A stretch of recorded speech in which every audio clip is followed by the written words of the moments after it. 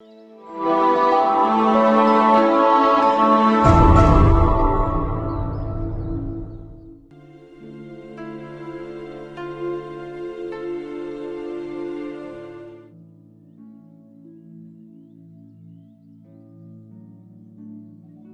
خدا میں میرے عزیز بھائیوں اور بہنوں، آج ہم پاک تثلیث کی عید منا رہے ہیں۔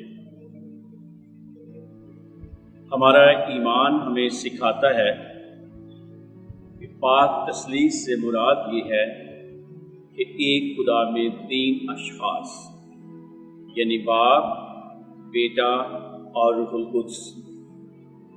اس سے ہرگز یہ مراد نہیں ہے کہ یہ تین خدا ہیں، بلکہ اس سے مراد یہ ہے جو ہم اپنے عقیدے میں سیکھتے ہیں کہ ہم ایک ہی خدا قادر مطلق باپ پر، جس نے آسمان اور زمین کو خلق کیا، اس پر ایمان رکھتے ہیں۔ لیکن اس ایک خدا میں جو واحد خدا ہے، جو قادر مطلق ہے، اس میں تین اشخاص ہیں، یعنی باپ، بیٹا اور روح القدس۔ آج کی عید کا مقصد پاک تثلیث کی ستائش کرنا ہے، جو کہ خدا کی وحدانیت ہے۔ پاکماں کلیسیا چاہتی ہے کہ ہم اس کے بارے میں اپنا علم بڑھائیں اور ہر روز اس بھید کو بہتر سے بہتر جانیں۔ اس لیے آئیے پہلے ہم کلام مقدس میں سے دیکھتے ہیں کہ کلام مقدس میں سے ہمیں پاک تثلیث کے بارے میں کیا ملتا ہے۔ ہم سب سے پہلے متی کی انجیل اس کے 28ویں باب کی 19ویں آیت میں دیکھتے ہیں، جس میں لکھا ہے کہ پس تم جا کر سب قوموں کو شاگرد بناؤ اور انہیں باپ اور بیٹے اور روح القدس کے نام سے بپتسمہ دو۔ تو لہذا اس میں تین اشخاص کا، جس میں باپ اور بیٹے اور روح القدس کا ذکر ملتا ہے۔ دوسری آیت کریمہ جو ہمیں پاک تثلیث کو سمجھنے کی طرف لے کر جاتی ہے، دوسرا کرنتھیوں اس کے 13ویں باب کی 13ویں آیت کریمہ ہے، جس میں لکھا ہے کہ خداوند یسوع مسیح کا فضل اور خدا کی محبت اور روح القدس کی شراکت سب کے ساتھ ہو۔ تو لہٰذا اس میں بھی ہم نے خدا کی محبت کا ذکر سنا ہے، روح القدس کی شراکت کا ذکر سنا ہے اور اس کے بیٹے کے فضل کا ذکر سنا ہے۔ رسولوں کا عقیدہ جو ہمارا ایمانی عقیدہ ہے، جس پر ہمارے ایمان کی چٹان کھڑی ہے، اس میں ہم اس بات کا برملا اپنی عبادات میں اظہار کرتے ہیں کہ میں ایمان رکھتا ہوں کس پر؟ خدا قادر مطلق باپ۔ کون سا باپ؟ جو زمین اور آسمان کا خالق ہے۔ نمبر 2، اور یسوع مسیح پر جو اس کا اکلوتا بیٹا ہمارا خداوند ہے۔ اور نمبر 3، میں ایمان رکھتا ہوں روح القدس پر۔ پھر ہم اپنی روزمرہ کی دعاؤں میں جلال باپ اور بیٹے اور روح القدس کا ہو، اس کا تذکرہ کرتے ہیں۔ جلال باپ اور بیٹے اور روح القدس کا ہو، جیسا کہ ابتدا میں تھا، اب اور ہمیشہ ہوگا، آمین۔ اس کے ساتھ ساتھ ہم اپنے ایمان کی جو 4 سچائیاں ہیں، ان میں بھی اس بات کا ذکر کرتے ہیں۔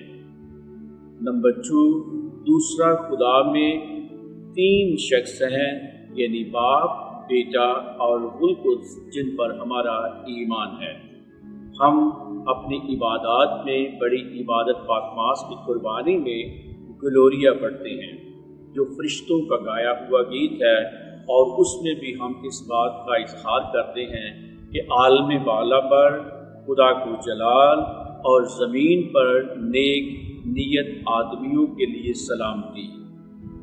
اے خداوند خدا، جس کو ہم کہتے ہیں کہ وہ آسمانی بادشاہ ہے، وہ خدا قادر مطلق باپ ہے، اور اس کے عظیم جلال کے لیے ہم اس کی تعریف کرتے ہیں، ہم اسے مبارک کہتے ہیں، ہم اسے سجدہ کرتے ہیں اور ہم اسی کی پرستش کرتے ہیں۔ اور آگے لکھا ہے کہ ہم تیرا شکر کرتے ہیں اے خداوند اکلوتے بیٹے یسوع مسیح۔ اے خداوند خدا کے برے باپ کے بیٹے، تو جو جہان کے گناہوں کو اٹھا لے جاتا ہے، ہم پر رحم کر۔ اور تیسرے نمبر پر روح القدس کے ساتھ خدا باپ کے جلال اعلیٰ درجے پر ہوں، اس کا ذکر کرتے ہیں۔ لہٰذا یہ وہ ہماری روزمرہ کی عبادات ہیں جو پاک تسلیث سے ہرگز خالی نہیں ہیں، بلکہ ہر عبادت میں ہمیں اپنی روزمرہ زندگی میں کسی بھی اچھے کام کا آغاز کرتے ہیں یا اختتام کرتے ہیں، وہ تسلیثی نشان سے ہی کرتے ہیں۔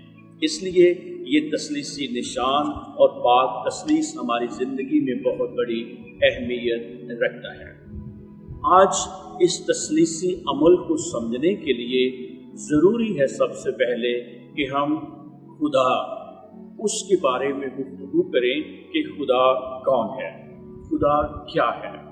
تو ہمیں علم کی روح سے اس کا پتہ چلتا ہے کہ جو خدا ہے وہ خود ہست ہے، وہ واجب الموجود ہے، اور اس کا ہونا لازمی ہے، ضروری ہے اور واجب ہے، اور اس کا نہ ہونا ناممکن ہے۔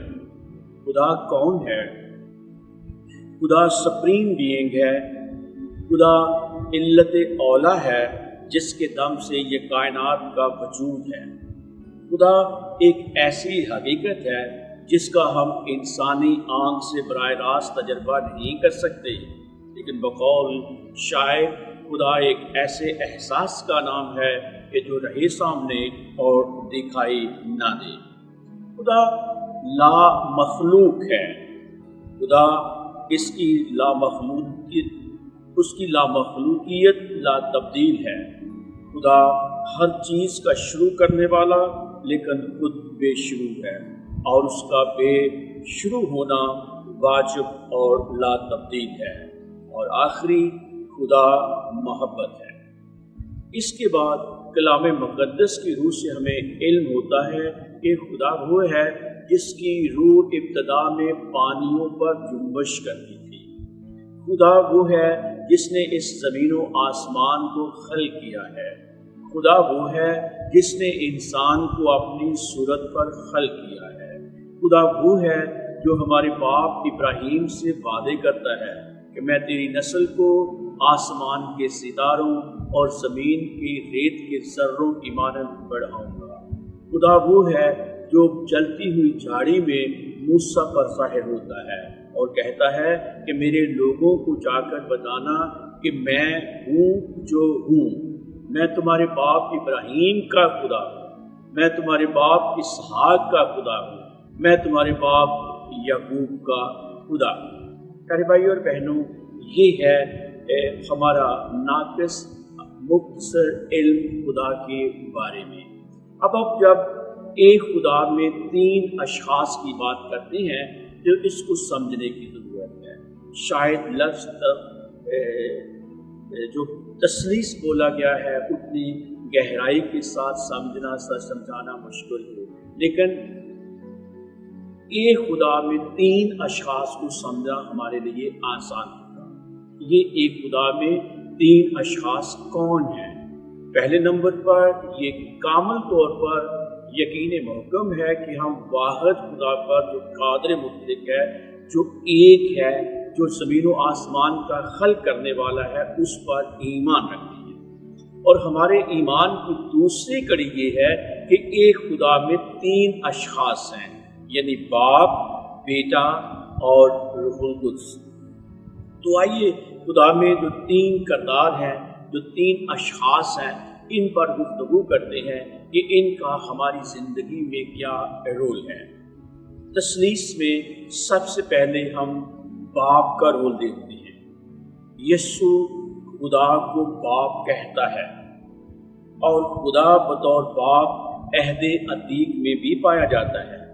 خداوند نے یوں فرمایا کہ اسرائیل میرا پلوٹا بیٹا ہے، میں اس کا باپ ہوں اور وہ میرا بیٹا۔ باپ بیٹے یعنی یسوع کو ہمارے پاس بھیجنے کے ناطے ابا کہلاتا ہے۔ یسوع باپ کو اپنی زندگی کا مرکز کہتا ہے۔ وہ خدا سے نکلا اور اسی کے پاس واپس جائے گا۔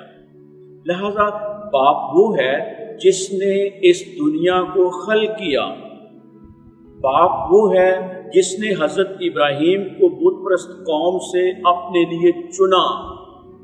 باپ وہ ہے جس نے فرعون کے لیے حضرت موسیٰ کو تیار کیا، جس نے وقت مقررہ پر داؤد کی نسل سے اپنے اکلوتے بیٹے کو ناصرت کی کنواری کے ذریعے دنیا میں بھیجا، جو روح القدس سے حاملہ ہوئی۔ الغرض یہ باپ بڑا قوی اور زوراور ہے، جو بحر و بر کا مالک اور کائنات کا خالق ہے۔ لہذا المختصر باپ وہ ہے جو تخلیق کرتا ہے، جو خلق کرتا ہے۔ نمبر 2، تثلیث میں بیٹے کا کیا کردار ہے؟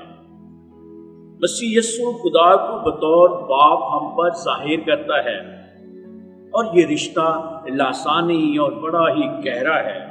اسی گھڑی لکھا ہے کہ وہ روح القدس میں مسرور ہوا اور کہا، اے باپ آسمان اور زمین کے خداوند، میں تیرا شکر کرتا ہوں کہ تو نے ان باتوں کو داناؤں اور عقل مندوں سے چھپایا اور چھوٹوں پر ظاہر کیا۔ ہاں اے باپ، کیونکہ یوں ہی تجھے پسند آیا۔ میرے باپ سے اور باپ کون ہے سوائے بیٹے کے، اور اس شخص کے جس پر بیٹا ظاہر کرنا چاہے۔ اگرچہ یسوع نے خود اپنے آپ کو بطور خدا کا بیٹا ظاہر نہیں کیا، لیکن یسوع اپنی فرزندیت کو تیسرے شخص کے ذریعے ظاہر کرتا ہے۔ یہ میرا بیٹا ہے المحبوب، جس سے میں خوش ہوں۔ پیارے بھائی اور بہنوں، یہ در حقیقت خدا کا بیٹا ہے۔ اس نے اپنا اکلوتا بیٹا بخش دیا۔ یسوع کا مشن نجات کے منصوبہ کو پورا کرنا تھا۔ یسوع ہم سب میں رب العزت کے لیے بالغ بیٹے اور بیٹیاں بن جاتے ہیں۔ یسوع کے ذمہ زندگی بچانا ہے، اس لیے ان گنت بیماروں کو شفا بخشی، مردے زندہ کیے، اور اپنی جان بتیروں کے بدلے اس نے فدیہ میں دے دی۔ لہذا بیٹے کا کام یہ ہے کہ جس طرح باپ زندگی کو خلق کرتا ہے، اس طرح بیٹا زندگی کو پروٹیکٹ کرتا ہے، زندگی کو بچاتا ہے اور اس کو سسٹین کرتا ہے۔ اور تیسرا کردار جو اس میں ہے وہ ہے پاک روح کا۔ پاک روح خدا کی طاقت ہے جو ابتدا میں پانیوں پر جنبش کرتی تھی، اور اس نے مختلف مقاموں، زمانوں اور انسانوں کو تحریک دی۔ روح القدس نے داؤد کو معمور کیا۔ روح القدس کی بدولت مقدسہ مریم یسوع بچہ کو دنیا میں لائی۔ اسی روح نے ڈرپوک اور بزدل شاگردوں کو دلیر اور بہادر رسول بنا دیا۔ آج بھی پاک روح ہمیں تحریک دیتا ہے، ہمیں جہد مسلسل کے لیے رواں دوا رکھتا ہے، ہمیں موٹیویشن دیتا ہے، ہمارے اندر زندگی کی روح پھونکتا ہے، تاکہ زندگی کا یہ عمل ہمیشہ ایک موٹیویشن کے طور پر جاری و ساری رہے۔ پیارے بھائی اور بہنوں، آخر میں یہی کہوں گا کہ پاک تثلیث ایک بہت گہرا بھید ہے۔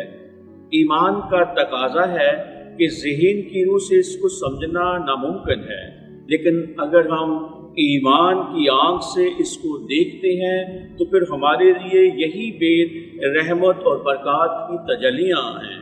فہم و ادراک سے اس کو جتنا سمجھنے کی کوشش کریں گے، یہ اس قدر ہی پیچیدہ ہوتا جائے گا۔